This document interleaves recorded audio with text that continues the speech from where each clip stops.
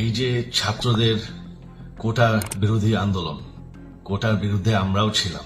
শুরুর থেকেই আমাদের সরকার কোটা সরিয়ে দিয়েছে, আমাদের সরকার তাদের সম্পূর্ণ দাবি মেনে নিয়েছে।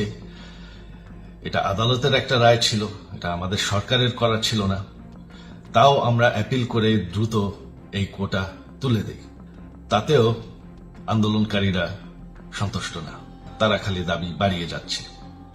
এখন দাবি হচ্ছে যে সরকারের পতন। তবে সরকারের পতন হওয়ার পর কি হবে, কি হবে এটা কেউ ভেবেছে?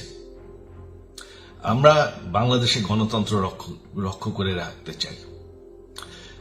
সরকার পতন করে নতুন সরকার আসার সাংবিধানিক অনুযায়ী শুধুমাত্র একটি উপায় আছে, সেটা হচ্ছে নির্বাচন।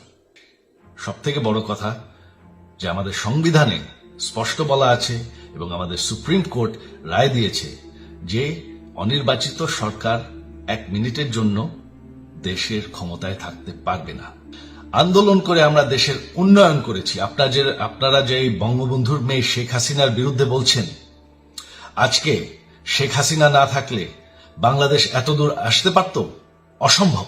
কেউ কল্পনা করতে পারে নাই যে বাংলাদেশ এরকম উন্নতি করবে, এরকম উন্নয়ন হবে। ঠিক আছে, শেখ হাসিনার পর আপনাদের কি হবে সেটা আমারও চিন্তার বিষয় না, আমার পরিবারের আর চিন্তার বিষয় না। আপনারা বুঝবেন বাংলাদেশ এর থেকে আর কোনোদিন ফিরে আসবে না।